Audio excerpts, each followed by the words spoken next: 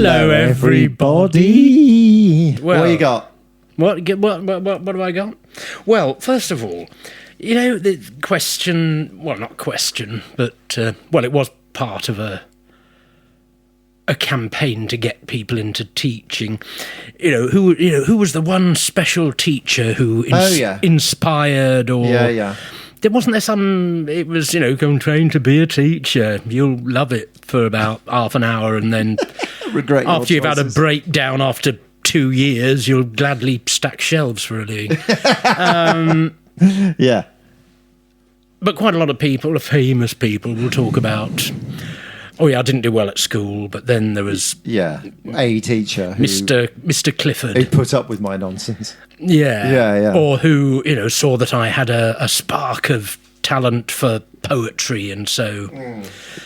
And so, did you have anyone like that? Was there anyone... Not necessarily, inspiring, but, yeah, Mr. King was my music teacher. Yeah. And he took pity on me when I turned up to school drunk. Oh, yes. And what, did he hide you in a... He hid me in a rehearsal room, yeah. To sober up? To sober up, yeah. Had you actually come in for an exam? I'd come in for someone else's exam. Scott Van Looey's music GCSE exam. What, you were doing it... I was meant to be playing guitar for it. I was playing Albatross, I think. See, you weren't fraudulently taking an exam for someone else. No. I was there to help. They wouldn't have got their money's worth. No, I was there to help, in inverted commas. But I'd forgotten how to play the guitar. How much had you had? Quite a lot. Whiskey. And what time of day was it? It was morning. Morning? Yeah, bad, isn't it? Shocking. Well, you were only... 15. 15? Yeah. Get to that reform school now. What about you? No, not really. Great. Well, that was good. Well, it's just that it seems to be something, that seems to feature in a lot of people's stories. I suppose we all had a favourite teacher. Miss Vernois. Right. As I say, it was not... Was she wasn't your favourite? No, she was...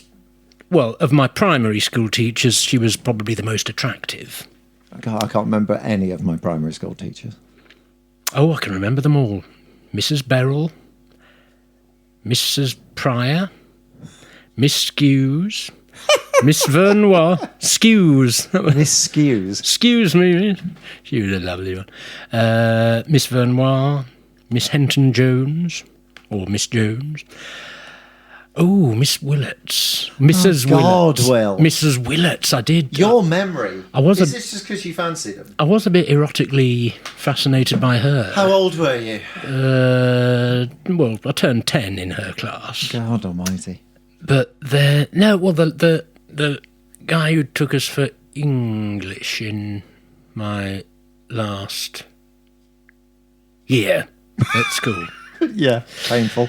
He was... I'm always meaning to look him up on Facebook. Why? Well, I found him... Well, he was... I enjoyed the level of discussions that we had. What texts did you study? GCSE. This is A-level. All right. Okay. Both. Give me your O-level and your A-level. O-level we did of mice and men, right? Yeah. Which I only skim read, barely, if that. What's that one? Lord of the Flies. I was going to talk to you about Lord of the Flies. Yeah. Wrote quite a good essay on that. Don't know. That's good stuff, isn't it? Yes, although I think it's gone. It's been gone a few years from the syllabus. If you were in Lord of the Flies, yeah. If you were washed up on that island as a boy, what do you think? Where would you have ended up? Would you have gone into Ralph's camp or Jack's camp? Oh God, it's so long since I've... Now, who's the... Jack is the... Is Ralph the nice Ralph one? is the nice one, yeah. With... Whereas Jack is the... Piggy. Yeah, with Piggy. Whereas Jack is he the more... Authoritarian, and who the first one to say bollocks to the rules. Yeah. When they're about the conch. Yeah. They start to say, we're going to have rules, yes. Because, okay, go on then. Where do you think you'd have ended up? Well, God, no. How old were they? Meant to be? In the early teens? 10, 11, yeah. Oh, God. I don't think I'd have been Would you have snuffed it almost immediately? A leader. I think I would have been... I think I would have gone with Ralph. Yeah. The nice one. The nice one. I mean, it's, you're probably just as likely to get killed, whoever you go with, but I wouldn't want to be running around with a pig's head on and shouting, kill the pig, spill his blood. Yeah. Okay. Fair enough. And all that. But, I mean, it's a pretty grim... What would be your name? Well, why would I have a different name? Well, let's give you a different name for fun. Well, they've all got fairly normal names, apart from Piggy, obviously. Bless him. I hope I wouldn't attract a name like that. So you wouldn't have been one of the choristers, one of Jack's team of choristers? Oh, is that how his... I think so. I think they were all choristers, aren't they? Are there two... So there's the choristers, their men, and the other... And everyone else, yeah. Group, including the little ones, yeah. I don't know. I might not have been good enough to get into the choir. Right. Okay. I mean, then again, on Ralph's team, you don't think you would have caved and just kissed Jack's ass? Well, is Jack more of a bully? But I mean, then presumably he doesn't succeed in intimidating everyone to join him. But yeah. But he unleashes the dark forces, the darkness of Piggy man's ends heart. Up snuffing it, doesn't he? Yes, his brains come out and change colour. I remember that. I remember thinking, ooh, do brains really do that? When they... I mean... What would you have said when the sailor appeared at the end? Would you have grasped up? I'd say, boy, am I glad to see you. Sure. What's been happening? Well... Why are you boys dressed like this? You wouldn't have to grass anyone up, would you? I'm the sailor. We're doing it. Oh, hello. Why are we dressed up? Well, where is the local Marks and Sparks or bespoke tailors on this island? Sorry, we've been trying to survive and not kill each other. Anyway, could we hitch a ride on your shit? Don't worry about them. They're just trying to kill each other. But I'm sure you'll overcome them. So can we... what part have you played in the events on this island? Why are you being sinister now? This is his voice. I've just come from a sort of civil war between the forces of boy darkness and boy weak liberalism. I suddenly think, oh great, we're saved, and you're giving me the third degree in a creepy voice. Thanks for that. I mean, obviously we're all going to be scarred for life. Piggy's dead, you know. Who's Piggy? Well, I call him Piggy. Everyone called him Piggy. I mean, his real name's... Well, I can't remember. I can't either. But he was a bit on the chunky side, and so he didn't mind it. He wore glasses, so we could have called him Specky, I suppose. But, why are you covered in blood? The blood. Well, I haven't spilt it. I'm the victim here. This is, I've got mental health issues. Don't know about anyone else. They're just evil or silly. I haven't done anything evil. I went with the nice one. I went with Ralph. Little crawler. They get to study Sherlock Holmes now, I bet it'll be one short story if you're lucky. Yeah. Why do you think? Sorry, this is one of my topics. Why do people love Sherlock Holmes? That's an interesting question coming from you. Well, I love Sherlock Holmes. Obviously, you have your reasons. Are you wondering whether your reasons for loving him might differ from the general? No, obviously he's smart, but he's also sort of cold, a bit austere, acerbic, but obviously very smart, and the puzzles are interesting, and, the cases and all that. But I wonder if, this might be an overshare, but I think there's something about it that gives me the fucking award. Yeah, I'm glad you felt able to... All those Sidney Paget illustrations all stuck together. I do wonder... I mean, this is bollocks and possibly psychobabble nonsense, but there's something about it being a sort of cold, removed, father figure type guy who very occasionally shows through the cracks glimpses of emotion. Well, there's one bit, isn't there, where you're not hurt, Watson. And for once, it was worth. Yeah, I would have given years of loneliness and pain just to have seen that concern in his eyes. Yeah. So I wonder whether, and I could be completely wrong, but there's a slight vein of the. Is that what I mean? There's a slight segment of the Sherlock Holmes fan base who not like a cold man. No. But like the moments where he's in there, he's more human. He sort of comes through. In the same way that people like Spock, Well, yes. Who's based on Sherlock Holmes anyway, isn't he? Is he? Yeah. Well, but of course, he's only half Vulcan. He is only half Vulcan, so he's always got that conflict going on. Yeah, he's got that conflict. But I mean... what's the one where... Well... Amok Time, isn't it? Where he thinks he's killed Kirk, but really it's cunning old Bones McCoy has given him a and when he said I'm now going to turn myself over for the murder of Captain Kirk, and they're all grinning at him and he turns round and there's a big grin and he said Jim. Yeah. And then sort of remembers himself as, I'm pleased to see you, Captain. Yeah. So now, aren't you going to admit to us all that you were about to give an emotional display that would have brought the house down? And I says, no, I was merely expressing my perfectly logical relief that Starfleet had not lost one of its most excellent commanders. I love that you can quote fucking Star Trek verbatim. Well, I love it. There are some great episodes. But anyway, we sidetrack. We digress. I had the photo novel of that one. So I was able to study... Frame blow-ups? Yes, they were flamethrowers.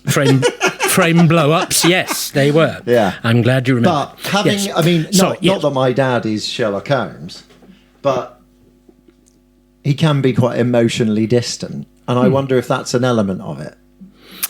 Is it for you? I suppose that's what I'm asking. Without us both sitting here slagging off our dad.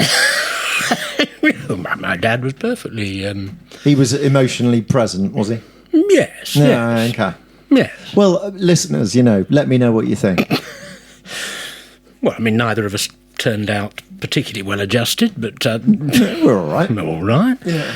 But I mean, maybe not. Obviously not just that, but I think that's a small part of it. I mean, as a sort of, I don't know, an archetype, or maybe I just mean a stereotype, the Holmes figure. I mean, yes, his precise and strict adherence to logic and reasoning and nothing to do with love. No, we're not going to get into any of that business. I suppose he's a sort of stern, rather daunting, not intimidating, but daunting sort of father figure who. But I mean, maybe not just that. Maybe he's a like. Not a romantic partner for me, I don't mean, but for some people, they sort of end up with people like that, who are quite distant, cold, but and then they let you have little glimpses, like little crumbs of emotion to keep you sort of hanging on, Well, yes, I mean that sounds... it's not good. No. That sounds like... That does worry, but I think Watson's too... That sounds like... psychologically robust to get, drawn into that, yeah. And I think that's what's so good about Nigel Bruce's portrayal. He shows us the vulnerability that, he's like a big teddy bear. It's going so well. And you bring that shit into it. There's no way those two are friends. The Watson of the book. Books. Yeah. Maybe not a father figure, but is an authority figure, isn't he? Well, he's someone who's got the answers to everything, isn't he? Yeah, which helps. In a mysterious universe, it's like there's someone who knows the answer. He's going to. He's always going to be be in the end. Yeah. He's probably not going to really fall off the Reichenbach Falls. No, yeah. And just the fact that he's on the right side. Well, the lawful side. Yeah. Although frequently says, that he would have made a great criminal and all that stuff. Oh, yes, I'm sure. But so he's made a choice that he will do what's right. And he sometimes does, isn't there one where he helps a poor woman? And he's always helping people for no money. Doesn't charge any fees. Yeah, he does that quite a lot. And also acts as sort of judge and jury, doesn't he, as well? Does he ever actually kill anyone? No. Well, except for Moriarty. When they both fall off the Reichenbach Falls. Except they don't. Spoilers. For this doesn't Moriarty 100-year-old book. Doesn't Moriarty come back as well? No. Not in the Conan Doyle stories. He's referred to in The Valley of Fear, but that's set before his death. He doesn't come back. Whereas Holmes did reluctantly, against Arthur Conan Doyle's wishes. Yes, but had to bring him back. But Holmes, did and faked his death, didn't he? Yeah, and so we have the empty house. And well, Hound of the Baskervilles was written when he was dead, wasn't it? Yeah, that was an earlier case. Yes, yeah. Because it wasn't going to be a Holmes case, was he? And then he thought, dear. I mean, I sort of feel for Arthur Conan Doyle, but also imagine if you'd invented Sherlock Holmes. You'd be quite pleased with yourself, wouldn't you? Yeah, it's a bit like... He was pretty pissed off. Well, Agatha Christie and Poirot, same thing. She fucking hated him. But how did she? Yeah. She eventually killed him off, didn't she? She did. Curtain the... Like, but no spoilers, please. Oh, sorry, yes, maybe cut that one out. Well, there's one called Poirot's Last Case. Yeah, Curtain, yeah. That's a good one, I know. Sleeping Murder was the last... That's Miss Marple, yeah. Miss Marple. She doesn't die, there. No. And perhaps neither does... Hercule Poirot. But imagine inventing something that annoys you. Yeah, well, it's like... Coming back to Frankenstein. It's like, pop stars who've had one, possibly novelty hit. Yeah, okay. That's been another, and they've got a whole oeuvre of, albums full of stuff they consider. People don't want it, though. There was a whole... More Sherlock Holmes, please. I'm not interested in Sir Nigel. But yes, and Micah Clark. Yeah. I ought to give them a go. But yeah, there was a Radio 4 program about this, about specifically pop stars but apparently one of them, Ralph McTell. Oh yeah, Streets of London. I mean, he fucking great song. I mean, he's quite proud of that. But it's his biggest hit. But it's the one that everyone knows, I suppose, because it's done in schools a lot, isn't it? Let me take you. It's a good song. But apparently he went. For some years, he just refused to play it live. Yeah, but eventually, Radiohead and Creep, right? Oh, really? They hate that. Yeah, I suppose it didn't really happen with the Beatles because they were always I think they're just sick of all of it because they were always coming up with new classics. Although they tended not to. Mind you, they did keep. They kept. But yeah. Some of Let's rock and roll not get sucked into the Beatles. Yes. But, I mean, just to have come up with one thing that's going to last the test of time is good enough, isn't it? You wouldn't get annoyed about it, would you? Claire Grogan. Altered Images. Happy birthday. She were, again, there were a few others. There's loads of possibly wonders, American Pie. Yeah, not even one-hit wonders. Chesney Hawkes. Where it's the biggest. Who's Chesney Hawkes? I know the name. I am the one and only. I know that, yeah. Is that the one? Yeah, that's it. Yeah. But like the classical actor stuck in a sitcom or soap Kenneth opera, Williams. which he can't afford to leave because he would mean serious downsizing. Yeah, Kenneth Williams. I mean, well, I don't know if he could act anyway. It is one soon. You see, I mean, I've never seen him in a straight role. But you wouldn't be pissed off, would you? If you'd invented Sherlock Holmes, you'd think, right, let's go for it. I suppose he had other ambitions. Fine. Yeah. But you've got to go to your grave thinking, well, I did that. That's at least going to outlive me. Yeah.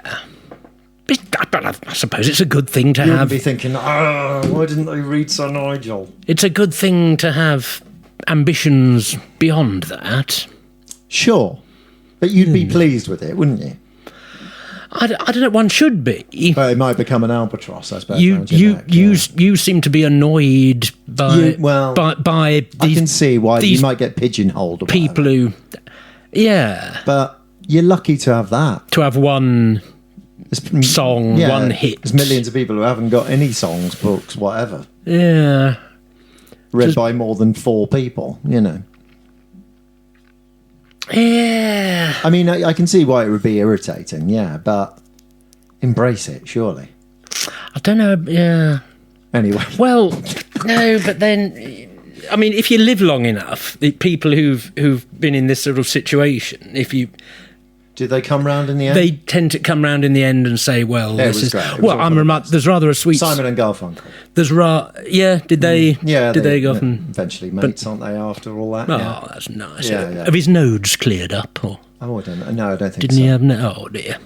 He looks peculiar nowadays, doesn't he? He's always looked peculiar. He's a peculiar guy. He's the most peculiar man. I mean, Garfunkel. Yeah. Yeah. I mean, with all that hair. Yeah. Now the hair's gone. And he's a strange beast. Bless him. Yeah. Bless him. They're all right, aren't they? I mean, there's story about Edward G. Robinson in the Second World War. You know, when he was too old to fight in the Second World War in his 50s, but he was going to give this speech to a group of soldiers in a hall, some morale boosting speech, like they did. There were like Bing Crosby going around singing to the troops and all that. Bob Hope. Yeah. And Frankie Howard. Oh no. But old Edward G. Robinson, he'd always been a bit embarrassed about becoming famous as a gangster, right? Because that was his. Because he'd be. I mean, I think he was from a long line of rabbis, right? Who hadn't been. They wanted him to go into academia if he wasn't going to be a rabbi, or he could be a teacher of some kind. And they didn't really like him being an actor, but I think he had been in the classics, Shakespeare's and all that. On Broadway, I think, and that was okay. And then when these talking pictures came along, he just thought he'd do a few for the money, and I think he felt a bit embarrassed about that. So anyway, he'd written this long speech for these servicemen, and he said he started saying, I cannot tell you how proud and yet how humble I feel to be standing before the men who are going to make the world safe for democracy. And he said they were so bored, and people were sort of chewing gum, and then some people started talking among themselves, and even started getting a few heckles. And in a panic, he went into his gangster voice and said, pipe down, you mugs! What do you hear from the boss? I'll set the boys on you. And they got a big laugh, and so he said, right, well, okay, just go and stick it to this Hitler guy. I want to get the result, or you won't be getting no whiskey. And he thought, well, if that's what they want, if that's going to boost their morale, then I won't inflict my long, boring, eloquent speech. Which is unlucky to have touched their hearts in some way. Indeed.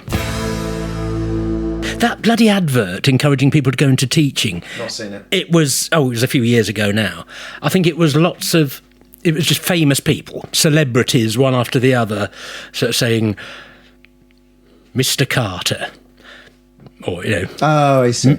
Miss Sloane, I suppose you do remember the. I don't remember the names because I've got. But these were the special ones, right? Who really made a difference. Mr. King, Mr. Skipsey. That's about it. That's all I can remember. Skipsey.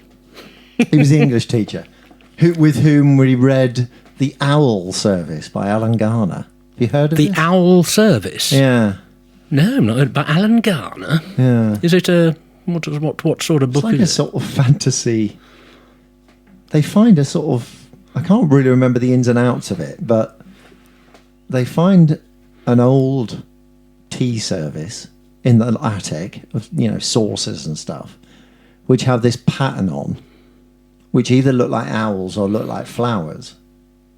Depending on how you look. Depending on how you look at it. The angle. I don't remember what happens from there. I remember it being sort of very sort of not high fantasy, because it was like in the magical realism, I suppose it was that. But she wants to be owl, but you make her flower, was one of the lines in it. And I want owl, but you make flower. I've really no recollection of what it was about other than that. Are you sure this Mr. Skipsy wasn't actually Alan Garner? I'm pretty sure. Trying to shift a few units. Will, I had a dream the other day. Don't. No, carry on. I don't think it's wonderful, and I can't remember, so I need your advice. How can I advise you about a dream? So what happened was, I woke up laughing from this dream. But I don't really remember why, but I know in the dream I was called Peter Tavari. Tavari. Peter Tavari. Yeah. So what could that have been, Will? What in your head? Well, Tavari. What was I? There is a comedian called... Oh, you think I was like in showbiz? John Tavari, but I think he has an E at the end rather than a... It looks like Taver or Tavar, but it's pronounced Tavari. So Peter Tavari. Well, and that's it. That's all you remember. That's all I remember. And something was funny. Something was funny. Something was funny. But Peter Tavari was my name. Yeah. So what? So should we sort of shall we develop something from this? Well, I just want to know what you think. You know, was I a stand-up comedian? Was I in show business with a name like that? Was I a gangster? Was I running an Italian restaurant? Which one of those fits? Was I none of those things? Was it necessarily... Had you found out that it was your actual name? Or no, that just was my name. In the same way that I was Mrs. Burridge or Scotty Thunderbat. Scotty Thunderbat. I don't remember when I woke up laughing because I called myself Scotty Thunderbat. I do remember that, yeah. And Mrs. Burridge, she was... Mrs. Burridge, last day out. Mrs. Burridge's last day out, yeah. Did that end happily, or...? She died, didn't she? But she'd... You know, she'd given them all a... They'd all learnt deep values. A lovely day out, yes. Right, go on. What do you think? Peter Tavari. Well, it could be anything. Fucking hell. Well, you're not giving me much to work with. This is like talking to Sherlock Holmes. Like, we're just going on a little imaginative walk. All right. Taking an idea for a walk, Will. So your name's Peter Tavari. Yeah. But and it just is. It's not that you've discovered... In my head, I'm picturing like a 70s game show host. It's Peter Tavari, and he comes bounding down the steps in his bright green shirt and flares, purple velvet flares. Yeah, and here we are. It's time of the month with Peter Tavari.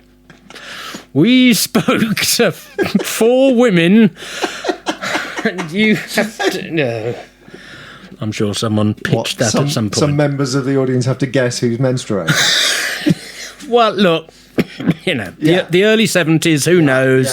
It could have been some radical piece of theatre that somehow... Yoko Ono was behind, but that somehow gets mixed up in, you know, lands in the wrong in tray and, you know, and in the sort of light entertainment... producers in train and thinks, well, yes, this is it. You know, women are, you know, we're all about honesty about our bodies now. Yes, let's do it. Time of the month. And it'll be hosted by a man, that Peter Tavari guy. I've been looking for a vehicle for him for ages. This is it, boys. Well, no, actually, this should have gone not next door, to the one above. The office directly above this one, the late night artistic art event, weirdy department. No, I'm not going to let this get away. Right, you and me and Peter Tavari, we're gonna... It'll break. You will get Jermaine Greer on for the first episode, and who's that chick who doesn't like all the feminist stuff? Phyllis Twaffley. What's her name? I don't know. Taffley. Never heard of her. Phyllis Tyne? I don't know. Phyllis Taffley. She only died a few years ago. Never heard of her. She opposed feminism, gay rights, and abortion. Great. She sounds fab. She died 10 years ago. Well. Yeah, well, that's not all that long ago. Right, but she was married to Peter Tavari in your world. Well, no, Peter Tavari... Well, maybe he had some... I don't know. Maybe they were... She was being hypocritical, cheating on her husband with Peter Tavari. I don't know. It might have been. Maybe it was the thing that saved Peter Tavari's career. Yeah. Right, what you got, Will? Come on, time for one more thing each. I once had a dream in which I'd found out that by some quirk of I don't know what. I think my mum and dad were still my mum and dad, but I found out that my surname was actually, well, we weren't sure. It was either Archer or Archard, and I was thinking, Will Archard. I was trying to think, should I... Were you listening to the Archers in your sleep? No, I was not. Or would I be better, William Archer? William Archer. That's a good name, yeah. Bill Archer. Well, no, that had a bit of a clumsy blum. Will Archer. Da-dum-dum. You've never wanted to be Bill? I don't mind being Bill. Yeah. I'm not keen on Willie. It's not what I've heard. Thank you, David. Right, go on. Well, yes, now... Speaking of primary school jokes. Kenneth More as Father... Oh, fucking hell. Go on. What? As what? As Father Brown? Yeah. Right, explain who Kenneth More is. Some of our listeners are not in their 50s. But Kenneth More was a American. No, he wasn't. He was British. He was a British star of screen and stage. Mm-hmm. He was one of Britain's top leading men in the cinema of the 50s. I think we would have... If you've seen a war film, he's in it, basically. Well, yeah, a war film of the 1950s. Yeah. Probably. I think that was his best decade. Before the booze got him, yeah. Well, it was only one unfortunate evening. No, it wasn't. He was constantly pissed. It was, and that's what I wanted to take up with you about Father Brown. I haven't noticed him fluffing his lines. He's always fluffing his lines. Hard. Well, they did. They just kept it going in those days because they didn't foresee video. You often see that bit of corpsing here and there. Doesn't mean he was... There's a bit of that. There's a lot of line fluffing. Doesn't mean he was walking on set, fucking staggering with the clink of his hip flask. So these are the Father Brown mysteries, which are on YouTube. But in the 1950s, if I could just complete my pen portrait of the great man, what was it? His famous roles, Genevieve, about the car rally from to Brighton with a famous harmonica score by that. He was clarinet. Oh yeah, harmonica score by Larry Adler. Larry Adler. God, I thought. Where's it going? But the Genevieve, the Doctor in the House, the first film, the one with Dirk Bogarde. Yes, absolute shite. Right, why are we talking about Kenneth More? Kenneth More. Well, he was at Reach for the Sky. Yeah. As Douglas Bader. Sir Douglas Bader with his metal legs. What else was he in? Oh, there's one called East of Calcutta or something, where there's Kenneth More as the upstanding Englishman. They're going across India. No, it's called Northwest Passage, I think.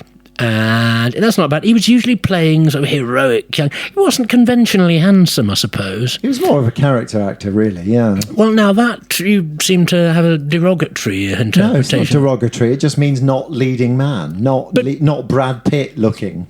But he was a leading man. Yes, he was. He was which was unusual, yes. But when he's playing Father Brown, he is fluffing his lines a lot. Not a lot.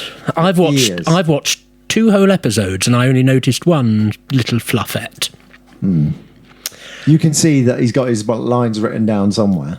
Oh, I don't think so. I think he does it very well. I mean, I don't like... I feel bad for him, obviously. I don't think he was. I think he just... I mean, there was this occasion on... there was a dinner for an awards ceremony, and there's a bloke called John Davis, who was one of the top people at Rank, the Rank organisation, and he was giving a speech, and Kenneth More had got drunk and started heckling him and swearing at him, and then woke up the next morning and remembered and thought, oh shit, and rank stupidity, yeah. Rang thingamajig up, rang John Davis up and grovelled, but was told, no, sorry, Milado. Your bridges. But he came back from it. Well, he had to do one film for expenses only. And And he sort of got his way back in, and there he was in the. I mean, he had said, oh, I'll never do TV, bloody terrible stuff. But I suppose you will say that when you're at the top of your career, getting film lead role offers, rolling in when from they all dry sides. up, suddenly the TV money looks all right, doesn't it? Yeah. But I think they're damn good. Actually, 1974. What? The Kenneth Moore. Oh, the Father Brown. The Father Browns. The stories are good, yeah. I don't think he's very good.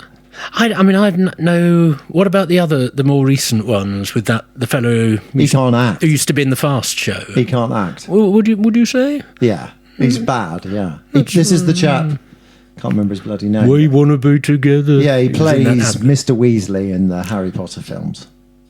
Oh, does he? I've never seen any. I've never seen any of them. Mark? No, I can't remember. But he's not a great actor. No. Well, and in the Fast Show, he's running... Suchu. One of those two. The other one, the one who wasn't Paul Whitehouse. The one who wasn't Paul Whitehouse. And he's also the bloke who comes out and says, "This week I've been eating mainly yoghurt." Yeah, and hilarious stuff. That was the running, running gag. Is that it? Is that all you've got for Kenneth Moore? Well, no, I thought it was going to be funny when this came into my head. Oh, right. This is when I was in Death of a Salesman at uni. When were you? Oh, at uni. Uni. Who did you play? I was Willie Lomax. Isn't it Loman? Loman. What, the lead character? Yeah. Yeah. Oh. All right, why are we laughing at that? You're more of a character actor, Dave. Idiot. Yes, I was playing Willie Loman. Did you have to be made up? Because he's quite old, isn't he? We were all at university. Yeah. No one there was the right fucking age to play Willie Loman, you tit. That's quite a good part. Did you have to? Was it part of the course? I think we were doing it... Or was it... you had to act in the third year's plays. What, even when you weren't... Were you in the... Second year, you were in the whatever, second year. First or second year, yeah. And were they being assessed on... Yeah, they're directing. They're directing, yeah. Yeah. So I was playing Willie Loman, who, spoilers, commits suicide at the end of Death of a Salesman. It's all right, I came back. That's his first line, isn't it? I believe so, I can't remember. Anyway, my partner at the time was playing my wife. Oh, your partner as in girlfriend? Girlfriend, yes. Yeah. Was playing my wife. And her final line as Willie Loman is down in the living room, whatever, just sort of minding his business. She says, "Come right up. Come right up." And it had, in the version of the script we had, it had the word exciting. Oh, yeah. You know where this is going. Well, it's just, yeah. I didn't realise it was... I'm just telling you, for the audience's sake. Yeah. Had exciting written in brackets before the line. Come right up. So my girlfriend said, after a rehearsal or whatever, and we'd done this scene a bit, and she went, "Dave, I don't know how to say this line. Why am I being exciting? Why am I exciting you?" I'll come right up. Come right up. You know, should I say it with an inflection? Come right up. Yeah. You know, how should I put it across? Yeah. And I said, right, well, I don't know. Let's have a look at the script.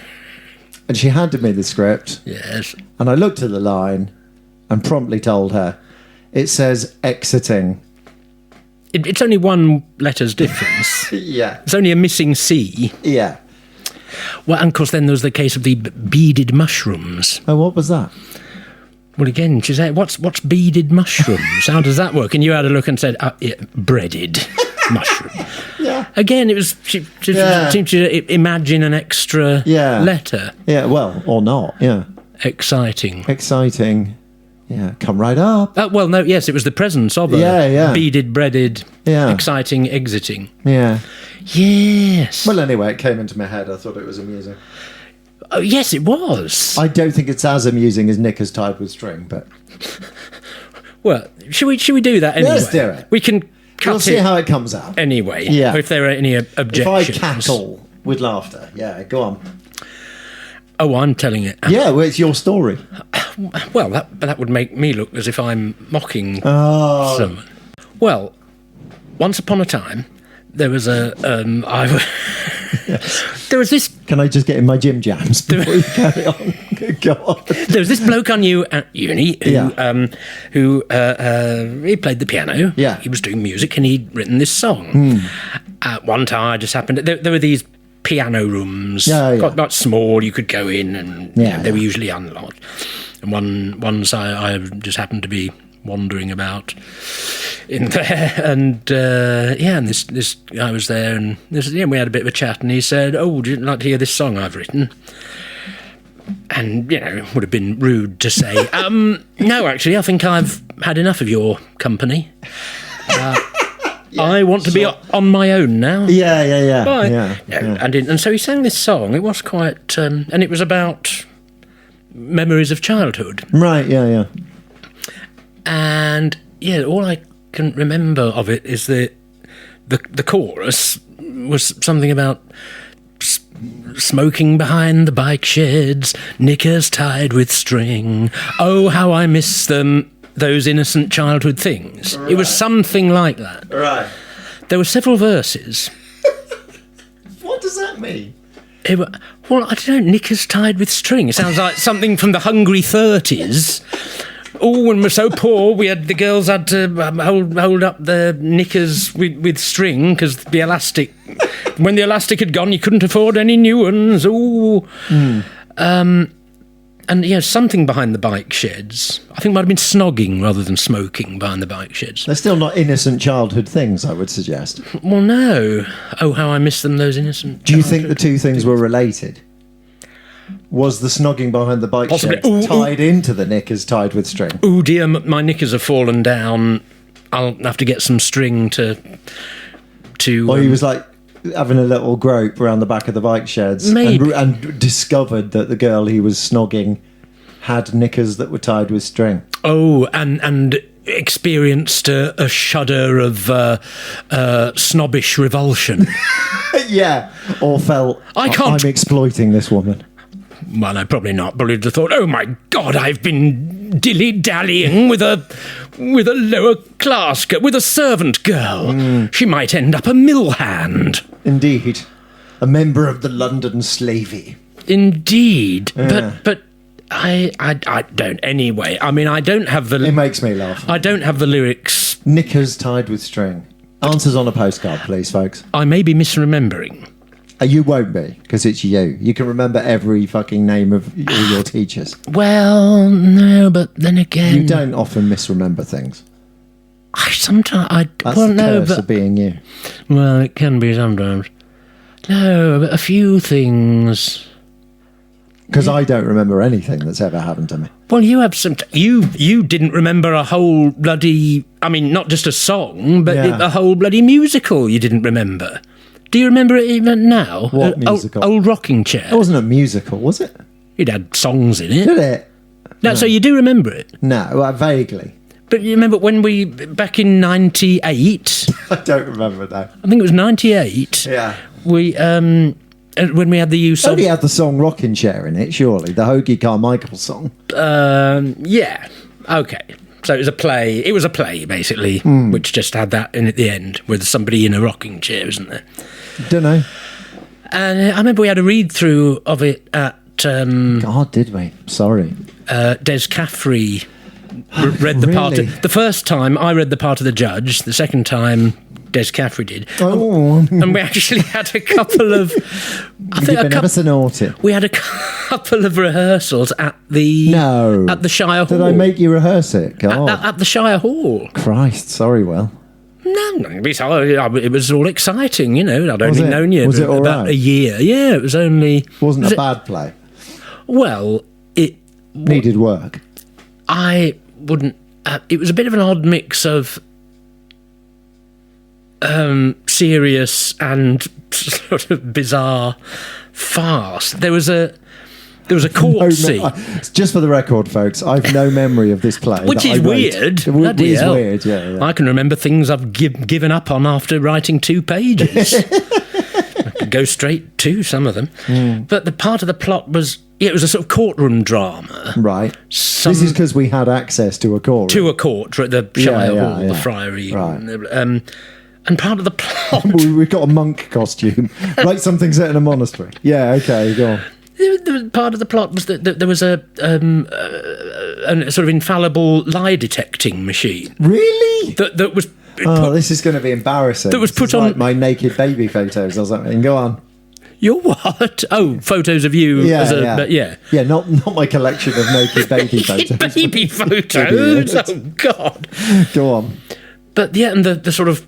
The final, the denouement, the sort of, revelation scene was at the end, and the judge had this apparatus, I think it was called. It sounds shit. With things hanging off it, like, I suppose, a bit of a steampunk sort of thing. Right, okay. A huge sort of helmet with wires going in and out, and when I think it turned out the judge was the guilty one or something, or was implicated. Classic twist. Had been having an affair, and in the directions it said, he nods his head carefully because he's got this massive helmet lie detector on. Doc Brown from Back to the Future is what I'm picturing. Yeah, okay. It was a bit like that, and to prove that he's telling the truth. And then I think it ended with somebody in a... Why? What rocking chair have to do with it? It ended with one of the characters in a rocking chair. Mad? I think possibly, yes. With the song playing over. It sounds absolute shite. Anyway, right, you got anything else, love, before we call this a day? Well, oh, yes. The tension mounts. Well, I did have this idea. It was while watching the Kenneth Moore Father Brown. Yes, I'm filled with dread. What is it? Idea for a game show? Starring Peter Tavari. Possible character. Endlessly reasonable, utterly loony priest. Mm-hmm. Solving crimes.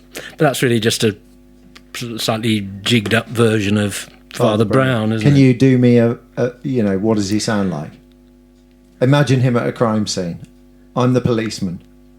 Well, what's his name? 3 possible names. Well, he'd be Father, actually, wouldn't he? Yeah. Father Deeping. No. Father Sturbing. Sounds like you've just missed dist. Well, yeah. Of it? Father D. Sturbing. Father Dogworthy. I like Father Dogworthy. Because I was thinking Godworthy, right, but that's a bit too obvious. Sure. So Dogworthy. Father Dogworthy. I'm glad you turned up. Well... there was a shot in the night. We've just found Terence Flanagan lying on the floor here. I'm sorry, there was a shot in the night? Well, it's dawn has but lately broken. Why... if the shot was heard in the night, did anyone investigate at the time? Yeah, what happened was the maid Which maid? The maid of what house? Every house in this street has a maid. This house that we're in. Oh, yes, I see. Father, come on. Use your loaf. Bless this house. Yeah. Tilly, the maid, she sleeps next to this room and heard a loud report in the night. Do you mean she sleeps in the room next to this one? That's what I said, Father. Well, you said she sleeps next to this one, which could mean she sleeps out in the hallway. Now, I know times are hard and we all have a servant problem, but I really think you don't want your visitors tripping over recumbent maids in the hallway. I think my meaning was clear, Father, but all right. Would you like what me do to you make of the body? Would you like me to exorcise this place for you? No, I don't think that'll be necessary. Why?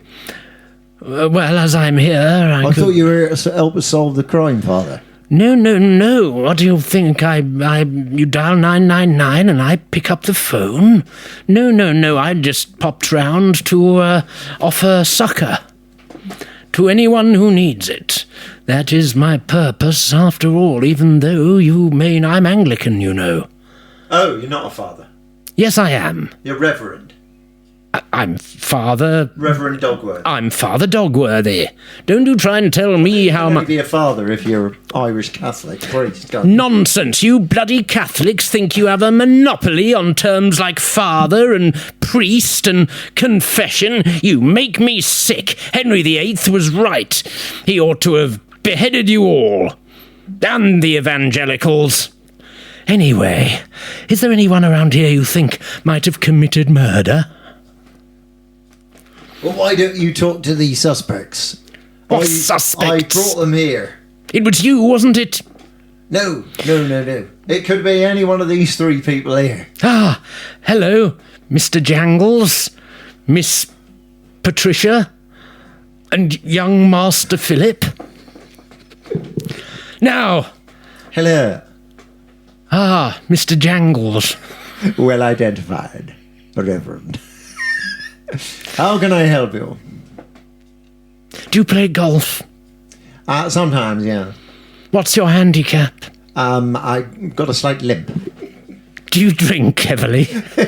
Only when I'm watching Kenneth More films. I find it helps to become one with Kenny. All right. Young Master Philip. Hello. Where were you at the time of the murder? Well, Squire, I was having my balls cut off by the sounds of it. Yeah. I was yelling in agony in the next room. And you, Miss Patricia? Yes. Glad your voice has broken at last. Where were you when this dastardly crime was perpetrated? I was in bed, Father. Where else should I be? I see. All right. Well, Reverend, what do you think? Who's your money on? You're all lying to me, but it doesn't matter because my infallible instinct, helped, of course, by my faith in the man upstairs, tells me that it was obviously suicide. Goodbye. Right. Ah, yes, just one... Is that it? Oh, okay. Well, just one last thing. Dave's astonishment at my eating cold meat pie. I've never seen anyone do it. That's why. But you're we were at a murder mystery. Yeah. And Will brought a pucker pie. Yes. Was it pucker? I don't know. It was pucker pie. You know, a pucker pie. Steak and kidney. The sort of thing that you'd get in a chip shop or whatever. And he ate it without heating it up. Well, because it's already cooked. Surely that is the whole point of snacks like that. I've never seen it. I'm astonished. I've never seen it in my life. I'm astonished that you've never seen it. But I mean, what about Scotch eggs? You don't heat them up, you get those in the sort of snack area, whereas a pie, you don't. Yeah. No. You get it in the same area. No, you fucking don't. You fucking do at Sainsbury's. You don't. All right, I'll take... You get it in the meals section. Frozen, like refrigerated meals bit. No, in the chill cabinet. Along with things like... sausage rolls. Yeah, sausage rolls. You don't heat them up, do you? You can do. Yeah, you can if you want to, but it's not necessary. It has already been cooked, is the point. I'm not sure the pastry is fully cooked. Yes, it is. It isn't. It doesn't taste of fucking dough. If it was fully cooked, it would be solid. Like, rigid. It's cooked. No, it wouldn't. It's just cooked all through. What about cold sausages? You've never had cold cooked sausages? Cold cooked sausages, yeah. Exactly. What's wrong with that? No, I just have never seen a human do it. You make it sound like some freakish biological miracle. Right, if anyone has seen, please comment on the YouTube video and tell me if you've ever seen someone eating a whole fucking pie. I'm surprised. Raw. It's not raw, it's fucking cooked. Okay. I don't think I was the only person astonished by it. I think you were. I wasn't. I have not got to the age of 56 doing something as weird and out of the ordinary as that. I've never seen you eat one of those before. I've seen you eat Scotch... No, I've seen you eat pasties. I've seen you eat a sausage roll. Yeah, I've seen you eat a Scotch egg. Cornish pasties. Cornish pasty. I've seen you eat all of them, but I haven't seen you eating a fucking pie. What about? I mean, like a steak and kidney pie. What about pork pies? They're usually eaten cold, aren't they? Yeah. Yeah. But it's not raw meat. No, it's cooked. I've just never seen anyone eat a pie like that. I'm astonished. With gravy in it, you know. Yeah, that's what you get from birds, isn't it? You used to get lovely ones from there. Yeah, fine, maybe it's me. Well, then you made me very briefly, think I might be eating raw meat and have been lucky not to die of food poisoning over the decades. But I think is it a cultural thing? I don't know. I don't think so. I don't think there's a big fucking Beckenham bloody culture of eating uncooked pies. They're not uncooked, though, are they? Well, they're meant to be eaten warm, right? You're meant to put them in the oven for 30 minutes. No, you're not. You are. They usually say it can be eaten hot or cold. I've never seen it say that. I bet you have. I probably have, but I haven't taken it in. Yeah, but now, every fucking pie I look at, I'm going to see if it says that. Because all it ever says is cooking instructions on the back. And you can't even microwave the fucking Heating instructions, maybe. No. It's only reheating. It doesn't say that. Or maybe for some legal dilly-dally filly-folly fandy. But, you can heat up sausage rolls or pork pies if you want to. But generally they're eaten cold. I think it might be part cooked. No, it's wholly cooked. Though I don't think you can find the golden mean between... I can't find a compromise here. Between these two extremes. Okay, I don't know. If it was half cooked, if it said, it doesn't say make sure it's piping hot throughout before eating. Sure, but it was just an unusual thing to see. But I've been doing it for years. I've never seen you do it. I'm sure in many a murder mystery I've known changing you for room. 30 years, and I've never seen you do that. I think you've just not noticed. No, I've seen you eat lots of things, like when you've had a beard and you end up with a fucking that was one crumbs of a Cornish pasty stuck in your I admit beard. that was ill-judged. It was cheese and onion pasties, actually, yes. Well, it wasn't a real beard that I'd grown. It was No. It was a rather laboriously you wrecked it within stuck 5 on seconds, one. Yeah. Well, By shoving a fucking cheese and onion pasty into your gob at speed. Say at The speed. crumbliest snack you could have had. But yeah, I was perplexed by it. I think everyone was. So if anyone else has witnessed this phenomena, please mention it on the YouTube video thing. Right, are we done? Well, I've got lots more stuff, but God. it's all very subjective, isn't it? Yeah, very. The English novel in the 20th century. No, it's not Tickle 'em a Funny Bone. The Pink Panther. Yeah. Yeah? No. Oh. Sex and magic. Turning tricks. Uncertainty. Irrationality. Witches. Perhaps we'll save that for next time. Yeah, I can't wait. I bet you can't either, folks. So on that note... Goodbye, everybody. It's worse every time.